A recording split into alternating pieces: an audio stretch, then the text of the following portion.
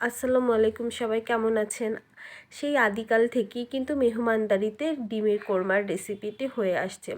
আজ আমি আপনাদের সাথে শেয়ার করব নারকেলের দুধ দিয়ে ডিমের কোরমা কিভাবে রান্না করতে হয়। আমার নানি খুবই ভালো মজাদার করে এই রান্নাটা তৈরি করতো।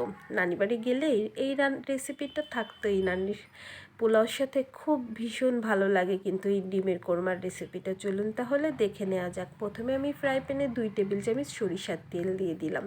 আর আমার নানিদের আমলে কিন্তু সব রান্না সরিষার তেলেই হতো, এই জন্য আমি সরিষার তেল দিয়েই রান্নাটা করছি। আপনারা চাইলে সয়াবিন তেল দিয়েও রান্নাটা করে নিতে পারেন। এখানে আমি 8টা ডিম সিদ্ধ করে এগুলো একটু হালকা কেচে নিয়েছি। তার মধ্যে 1 চিমটি লবণ দিয়ে ডিমটা হালকা একটু সটে করে উঠিয়ে নেব। আপনারা চাইলে এখানে একটু হলুদও দিতে পারেন, আমি হলুদ দিচ্ছি না। ওই তেলের ভিতরেই আমি দিয়ে দিচ্ছি আস্ত গরম মশলা, এলাচ, দারচিনি, লবঙ্গ, তেজপাতা। এবার আমি এখানে 2টা মাঝারি সাইজের পেঁয়াজের মধ্যে কিছু বাদাম দিয়ে বেটে নিয়েছিলাম মিক্সড করে। তার মধ্যে দিয়ে দিচ্ছি 1/2 চামচ জিরা, 1/2 চামচ শুকনো মরিচের গুঁড়ি আর 1/2 চামচ আদা বাটা। আর দিয়ে দিলাম রসুন বাটা 1 চা চামচের 4 ভাগের 1 ভাগ। রসুন ভাগাটা নারকেলের দুধের রেসিপিতে একটু কমই যায়। এবার আমি মশলাটা খুব ভালো মতো কষিয়ে নিব। আমি 1 টেবিল চামচ পানি দিয়ে 4বার করে মশলাটা ভালো মতো কষিয়ে নিয়েছি। যে কোনো রান্নায় মশলা কষানোটাই কিন্তু মেন ব্যাপার। মশলাটা যত ভালো কষানো হবে রান্নার টেস্টটা ততই ফুটে উঠবে। মশলা কাঁচা থাকলে কিন্তু রান্নাটা ভালো লাগে না, এই জন্য চেষ্টা করবেন যে কোনো রান্নায় মশলাটা খুব ভালো মতো কষিয়ে নিতে। আমি অল্প একটু পানি দিচ্ছি আর মশলাটা কষিয়ে নিচ্ছি। এভাবে আমি 4বারই অল্প অল্প পানি দিয়ে মশলাটা কষিয়ে নিয়েছি। আর আমি মশলাটা কষানো পর্যন্ত কষিতে দিয়ে নারকেলের দুধটা করে নিয়েছি। এখানে আমি 2টা নারকেল কুচি করে সেটা দুধ বের করে নিয়েছি হালকা কুসুম গরম পানি দিয়ে। সবাই তো জানেন নারকেলের দুধ কীভাবে বের করতে হয়। নারকেলের দুধটাও যত ঘন হবে টেস্টটা কিন্তু ততই ভালো আসবে রেসিপিটির। দেখুন মশলাটা কত ভালোভাবে কষানো হয়েছে।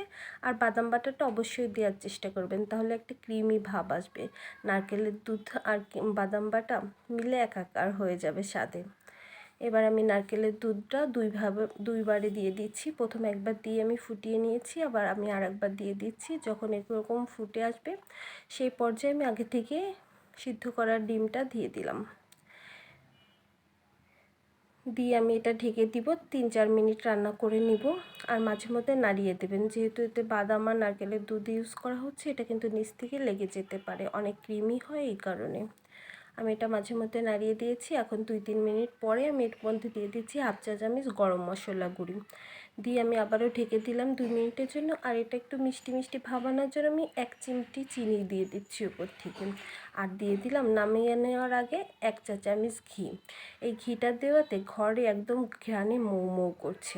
এই ছোটোখাটো টিপসগুলোতে কিন্তু রান্নার স্বাদটা বহুগুণে বেড়ে যায়।